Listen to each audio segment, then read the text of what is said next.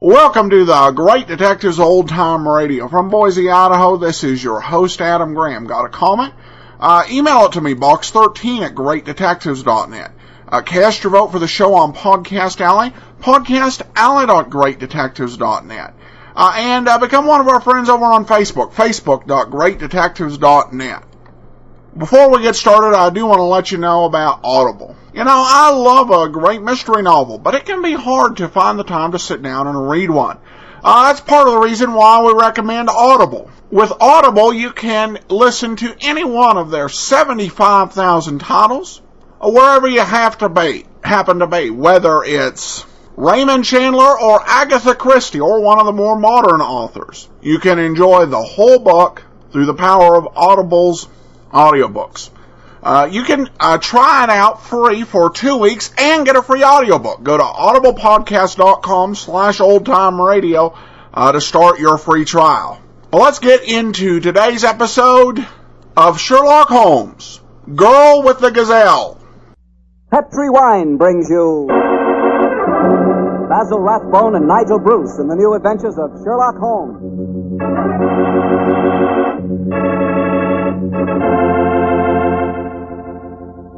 The Petri family, the family that took time to bring you good wine, invite you to listen to Dr. Watson tell us another exciting adventure he shared with his old friend, that master detective, Sherlock Holmes. And as for me, well, I'd like to talk about those few minutes you have while you're waiting for dinner every evening. That's the perfect time for a glass of Petri California Sherry. Petri Sherry is the best beginning a good meal ever had. You really feel like you're enjoying the good things of life when you take time for a glass of Petri Sherry. Hold that glass of sherry to the light. Look at it. It's a beautiful dark amber. Yes, and Petri Sherry is clear and fragrant, the way a good wine should be.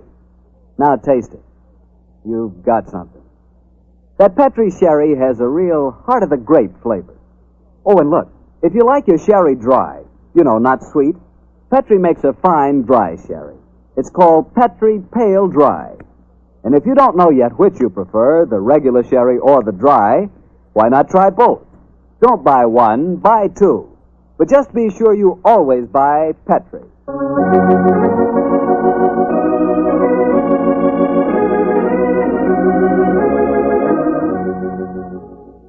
And now let's look in on our old friend, Dr. Watson. I'm sure he's expecting us. Good evening, Doctor. Good evening, Mr. Bartell. Draw up your usual chair. Now get on with tonight's new Sherlock Holmes adventure. Well, how did the story begin, Doctor? It was one day in the autumn of 1887, I remember. Holmes and I were seated on either side of the fire in our Baker Street lodgings. The great man, his eyes half closed, his long, thin fingers pressed together, lay back in his chair, filling the room with large blue clouds of tobacco smoke, and discoursing on one of his favorite subjects, Professor Moriarty. I can almost hear him now, Mr. Bartell, as he said... I've told you next time, Watson. He's the organizer of half that is evil and nearly all that is undetected in this great metropolis. Oh, surely that's an exaggeration, No, it Holmes. isn't, my dear fellow. There's a brain of the first order, and his agents are numerous and splendidly organized. He himself sits motionless like a spider in the center of his web. But that web has 1,000 radiations, and he knows every quiver of each one of them. It's fortunate for me that there's only one Moriarty. If every criminal were equally astute, I'd be in bankruptcy within the year. I don't think you need to worry about bankruptcy, Holmes. As I came in just now, I picked these letters up from the whole table and slipped them into my pocket. Here you are. Oh, thanks, old chap. They didn't look like bills to me. I observed the crest of the Duke of Carlisle on the top envelope. Oh, dear me. 500 guineas. His Grace is extremely generous in his evaluation of my services. I don't agree. After all, you did save him from a shocking scandal. Oh, listen to this, Watson. I seen you yesterday when you come to the cricket match. You wasn't watching the cricket. If you value your life, keep your filthy long nose to yourself. And it's signed Joe the Butcher. Oh, no. Who on earth? Joe the Butcher. Oh, minor criminal that I was instrumental in sending to prison for a short term. He flatters himself, though. I was watching the cricket. No idea that Joe was back in practice again. I must keep an eye on him. Hello. Letter on Carlton Hotel stationery. Now, I say, this is interesting. Very interesting. Oh, what's it say, Holmes? Dear Mr. Holmes, I've been informed that you are a man of ability and discretion. My life is in grave danger, and I need your help. Upon receipt of this letter, come to my hotel at once. I shall be expecting you. And it's signed, Francois Dulac. Oh, it's rather peremptory, isn't it? No, please, just come to my hotel at once. Who is this Dulac, anyway? Watson, old fellow. Yes? We were talking of Moriarty just now. I have a feeling that this letter may lead us to him. Well, what makes you say that? Francois Dulac, the writer of this letter, is recognized in France as the one indisputable authority on the paintings of Jean-Baptiste Greuze. Well, I still don't see the connection with Moriarty. If there is one thing Moriarty loves, more than the dazzling abstractions of mathematics and even more dazzling achievements of crime, it is the paintings of Greuze. The suggested combination of impending danger and a Greuze expert spells Moriarty to me. Get your hat and coat, old fellow. We're off to the Carlton Hotel to see Monsieur Dulac at once.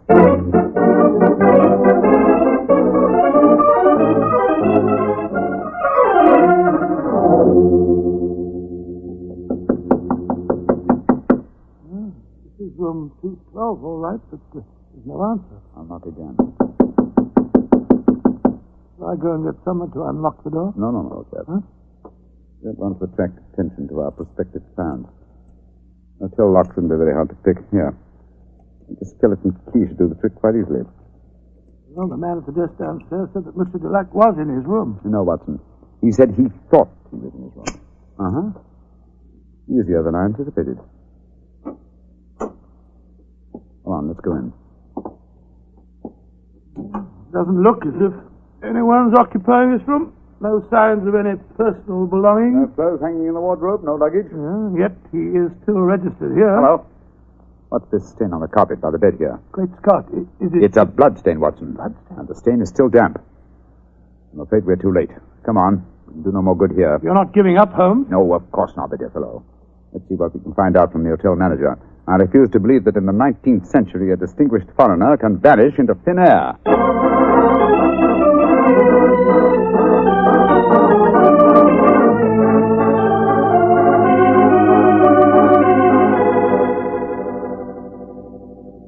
Yes, Monsieur Dulac did have a visitor early on today, Mr. Holmes. Do you remember his name? I think it was Perkins or Parsons, but I'm not sure. Can you describe his appearance?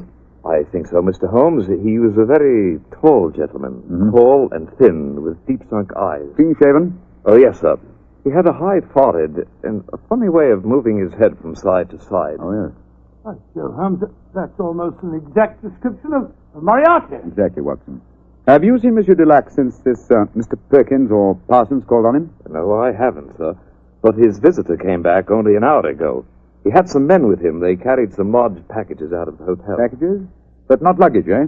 No, packages, Mr. Holmes. Has Monsieur Dulac received any other visitors since he arrived here? None that have been here to see him, sir. But I understand that Sir Henry Davenant has been most anxious to get in touch with him. Sir Henry Davenant? Thank you. I'm extremely obliged to you. Come on, Watson. Always proud to be of service to Mr. Sherlock Holmes. The plot begins to clear, Watson. Well, what makes you say that, Holmes? Sir Henry Davenant is a millionaire whose art collection is world famous. A year ago, the papers were full of his latest acquisition, the gem of his collection, Jean-Baptiste Greuze painting, Young Girl with a Gazelle. And now it would appear that for some reason Moriarty wishes to prevent a meeting between Sir Harry Davenant and Monsieur Dulac, a Greuze expert. Now, do you see why the plot begins to clear? Vaguely, but what are you going to do? Davenant is said to be something of a hermit. He won't have anything to do with officials, interviewers, and people like that. But we know that he wishes to consult an expert on the paintings of Jean-Baptiste Greuze. The next move should be obvious, old chap. Gracious me, you mean that you'll impersonate one? Certainly. If a Greuze expert is what he wants, then a Greuze expert is what he's going to get.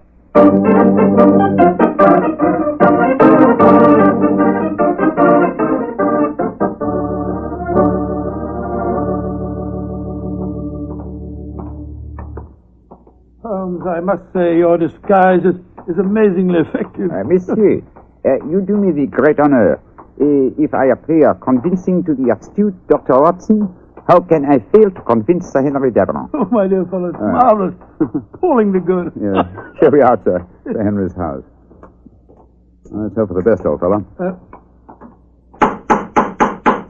I don't know exactly what a French art expert looks like, but I could certainly believe that you were one.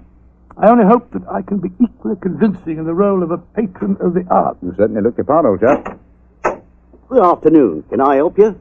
My name is Vernet. Andre Vernet. I am most anxious to make the acquaintance of Sir Henry Devereux. I'm afraid that Sir Henry is extremely difficult to see, sir. I can tell him you're here, but he very rarely gives interviews. That is a great disappointment to me. Perhaps you would just go and tell him I am a pupil and a disciple of the great Francois Dulac. I will do what I can, sir. Come in, won't you, gentlemen? If you'll wait here for a moment, I'll take the message. What was the name again, Vernet, Andre Vernet, and this gentleman is Mr. Watson. Very good, sir. Well, we got into the house. Now let's hope that you can impress the master of it. Not as easy a task, I fear, old fellow. I've had to match opinions on the paintings of Greuze with an expert. My own knowledge of the subject is somewhat sketchy, I'm afraid. Yes, and mine is absolutely nil. Greuze was a naturalistic painter who flourished at the close of the 18th century, and though his paintings command a fabulous fee in this day and age, he himself died in great poverty. Someone's coming. Monsieur Vernet, will you and Mr. Watson come with me, please? Sir Henry is most anxious to meet you. Merci, mademoiselle. My name is Violet Jackson. I look after Sir Henry's art collection. Indeed, a very pleasurable job, I'm sure, my dear. From what I hear, he has a magnificent gallery. He has one of the finest in the world. Yes. His latest acquisition is the famous young girl with the Gazelle by Greuze. Oh, but I'm sure you know all about that, Monsieur Vernet. I think you said in your message you were a student of the great Dulac. I have that inestimable privilege, mademoiselle. Oh, this is Sir Henry's study.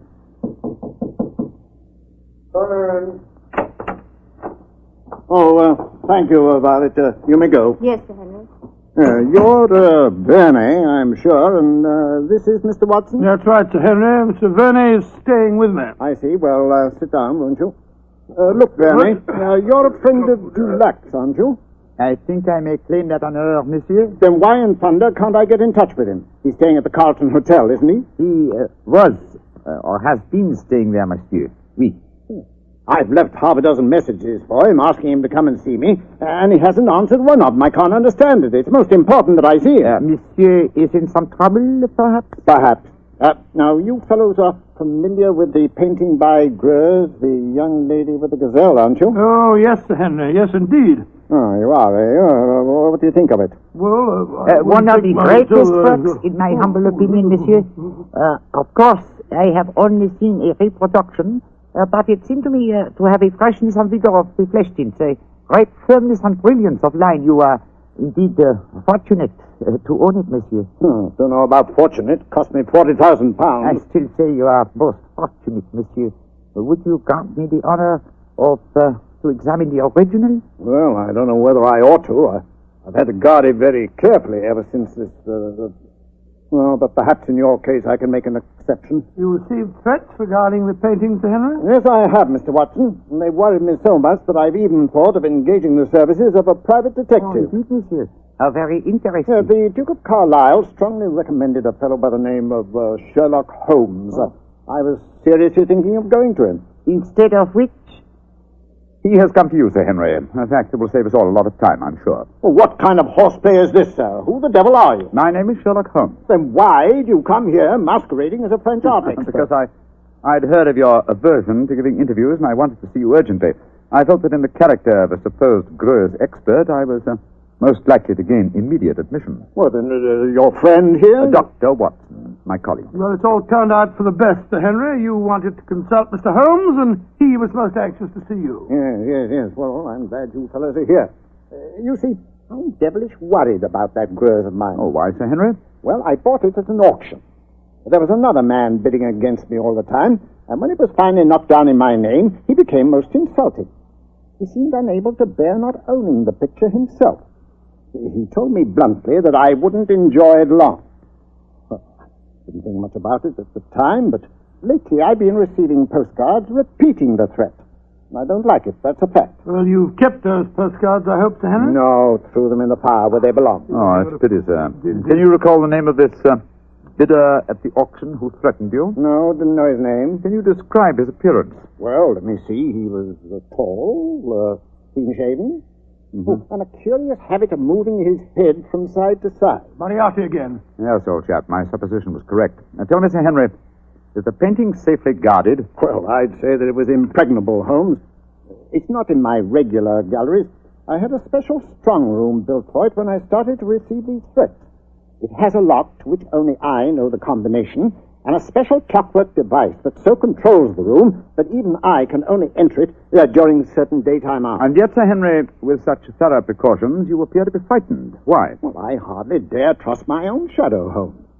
But as you possibly know, one of Greuze's pupils, a certain Madame Ledoux, imitated his paintings most successfully. Several of the experts were fooled. I confess that I've been frightened lately, since I received the threat, that a clever man might try and substitute a fake painting for the original, if indeed he hasn't already done so. That's why I was so anxious to get in touch with Dulac. He'd know a fraud at once. But a substitution would be impossible if you're the only one that knows the combination to the lock of the strong room. Well, that's what my logic tells me too, Doctor. And yet I'm very uneasy, I must confess. It's still daylight, Sir Henry. Would it be possible for us to examine the painting now? Well, certainly. By the way, what happened to Francois Delac? Did he leave the Carlton Hotel? He did, sir. So the circumstances of his departure made us distinctly uneasy. In what way? This room was empty. There were no signs of luggage, and yet... Come in. Yes, Violet, what is it? This note was just left for you, Sir Henry. I was asked to deliver it at once. Who left it, Violet? Well, he didn't give his name, Sir Henry. But he was a tall, thin man with deep sunk eyes. Oh. What's the note say? Wait. It's the same fellow again. Listen to this. I told you you wouldn't enjoy the painting for long. You didn't, did you? Great Scott, it's Moriarty. Holmes, I don't see anything funny about this. What makes you laugh? It's obvious that my painting has been stolen. I find nothing funny about it either, Sir Henry. But I must admit a certain pleasure. Once again, I'm crossing swords with an adversary who was more than worthy of my steel.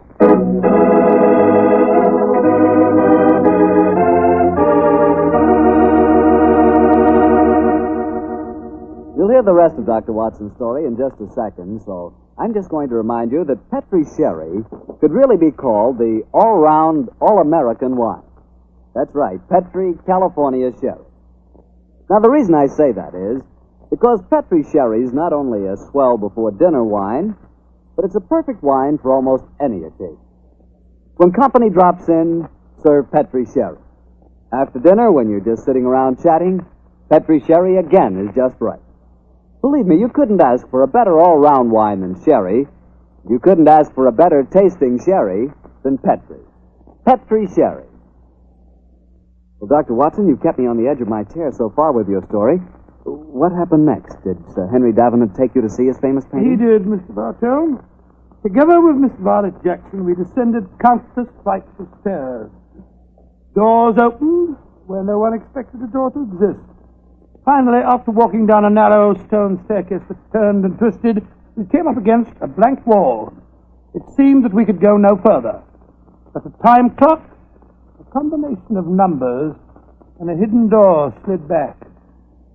We stood in the interior of a small room. A room with no windows and hardly any light. An oil painting stood on an easel before us.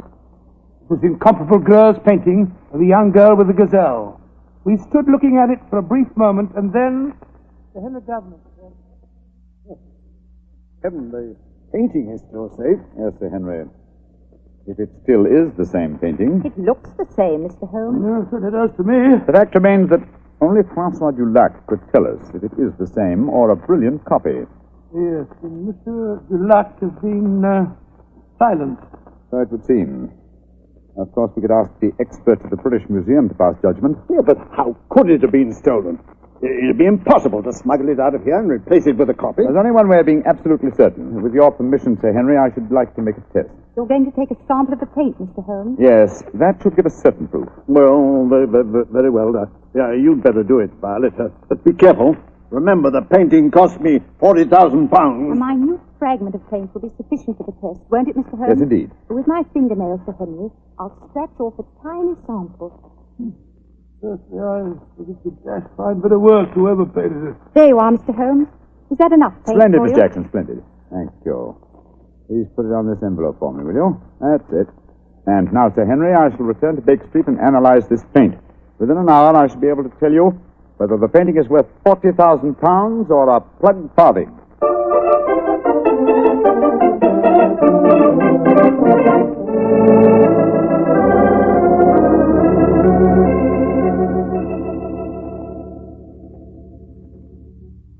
Well, Holmes, did you make the test? I did, Sir Henry. And? I'm afraid there's no doubt that your painting is a fraud. Oh, fraud. The sample of paint that I examined was manufactured not more than 25 years ago, and Greuze died in 1805. Well, I still say that it's a fine painting, whoever did it. I wouldn't mind having it so. I agree, Dr. Watson. In fact, I'd be glad to buy it. It's a brilliant copy, and more than likely it was done by Madame Ledoux. You're remarkably quiet, Sir Henry. £40,000. £40,000! No, sir, put that knife down. Holmes, help me grab him. Don't worry, gentlemen. I'm not about to commit suicide in despair, if that's what you're thinking. Now, why are you grasping that knife, sir? Because I have work to do in my strong room. I'm going to use this knife to smash that lying canvas into 40,000 pieces.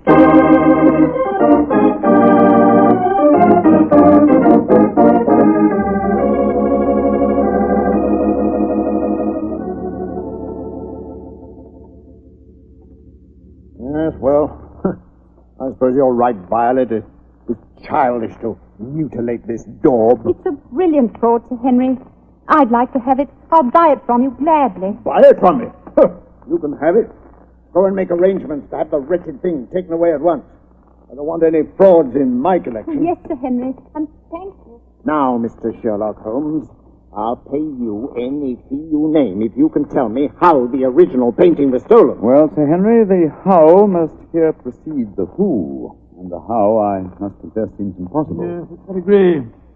This is a sealed metal room. The only entrance is through the door. That has a combination that only you know, Sir Henry. Perfectly true. It's impossible for anyone to enter this room without my being present. Or I would have sworn it was. Let's examine these walls, Watson. That's your secret panel. Ventilator. No method of entrance here. Well, you'll find no flaws, I'm sure. This room is built like a giant safe. And the time lock on the door is equally solid. Is the time lock working now? Yes, it started 5 minutes ago when we opened the door. But don't worry, it's perfectly safe with the door open. But when the door's closed, it couldn't be reopened again, I take it, Sir Henry. Not until the morning, Doctor, no. I had the lock specially designed. Very ingenious. This presents as pretty a problem as ever I've tackled, Sir Henry. A large painting stolen and a fake one substituted in a sealed room to which only you have access. I must confess the how seems utterly impossible. Remember what you always say, Holmes. Throw out the impossible, and whatever remains, no matter how improbable, must be the possible. Let's consider the who for a moment. Is your butler absolutely reliable? Absolutely. How about Miss Jackson? Oh, completely trustworthy. Brought letters of recommendation from most of the leading art galleries in London. Intelligent, too. And serious-minded. She's made a deep study of mathematics as well as her knowledge of painting. Mathematics? How do you know that, Sir Henry? Well, she had a book with her the other day. I was surprised at the title. Could have been a novel, but no. It was called The Dynamics of an Asteroid, and it was inscribed to her by the author. Dynamics of an Asteroid, and inscribed to her by the author. Thank heavens for your memories, Henry. That book was written by Professor Moriarty. Violet Jackson must be an accomplice of his. Violet? The door! Someone slammed it shut. Yes, and it's not very hard to guess who that someone is. Oh, but I can't believe that Violet is a Look, criminal. there's a note being pushed under the door. Strike a match, will you, old fellow? Right, sure. What's it say, Holmes? Forgive my unladylike eavesdropping, but with Mr. Sherlock Holmes as near the truth as he is, I'm afraid it would be unwise for me to remain here any longer. On the other hand, you are in no danger of smothering in the strong room, but your imprisonment should delay my pursuit till morning. Father Jackson. He's escaped us, Holmes. Don't worry, Watson. Jackson's failure to procure the painting for Moriarty will land her in a far worse dilemma than anything we could subject her to. Moriarty has never tolerated failure on the part of his minions. A brilliant plot, Old Clover, a brilliant plot. Moriarty is at the zenith of his powers. How fortunate that we were able to foil him. What do you mean, foil him? My painting's been stolen. Your painting, Sir Henry? Oh, no. It's here in this room. What on earth are you talking about, Holmes? You reminded me of my own dictum, Watson.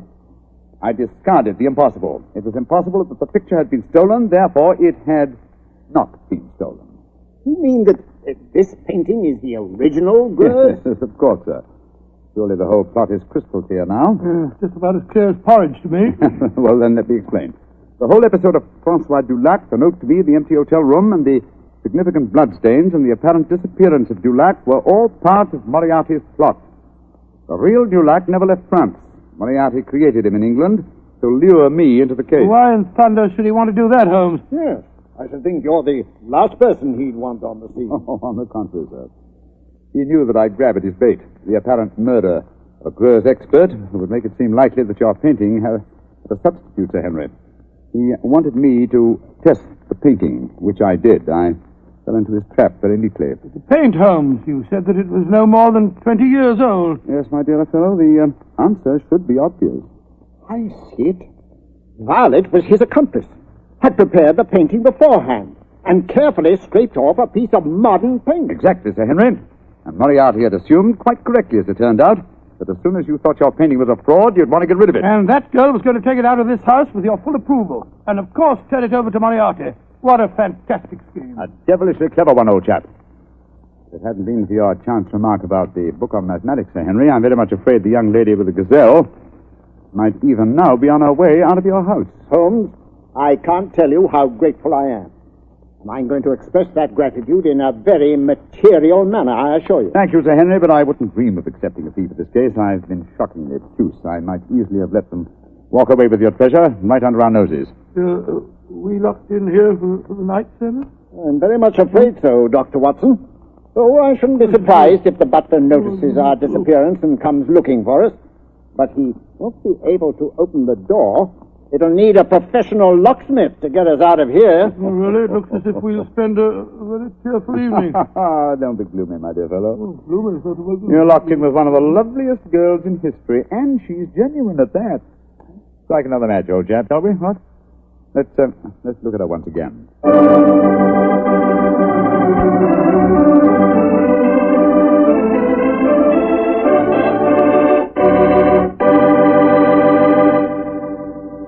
Doctor, that was not only a swell story, but I really learned something. Oh, good, Mr. Bartell. And just what did you learn?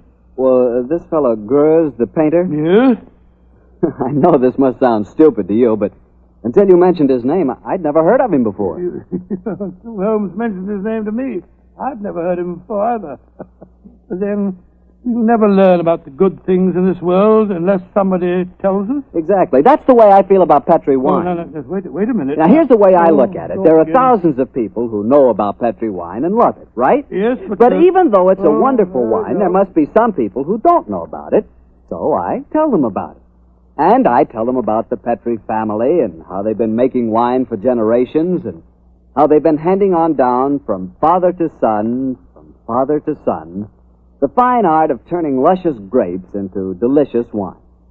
Yes, and when I tell them that the name Petri on a bottle of wine is the personal assurance of the Petri family that every drop of wine in that bottle is good wine, well, that's all you have to know. So it adds up to this. If you want a fine wine for any occasion, you want a Petri wine, because Petri took time to bring you good wine.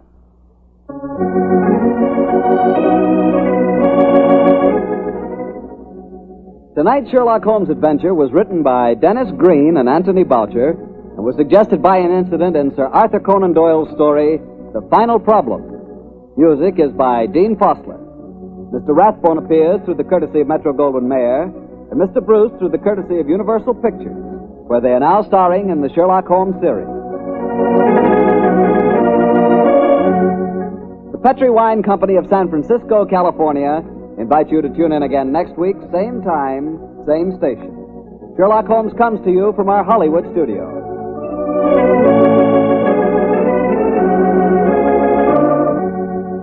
This is Harry Bartell saying goodnight for the Petri family. This is the Mutual Broadcasting System. Welcome back.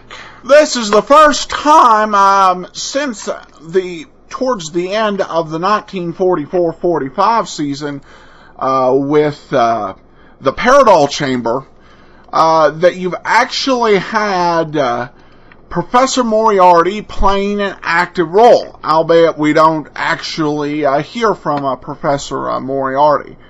And I think they probably went through a little bit of a period when they were relying on the Moriarty character. But I think this episode was very well done and a nice little addition to the Sherlock Holmes story.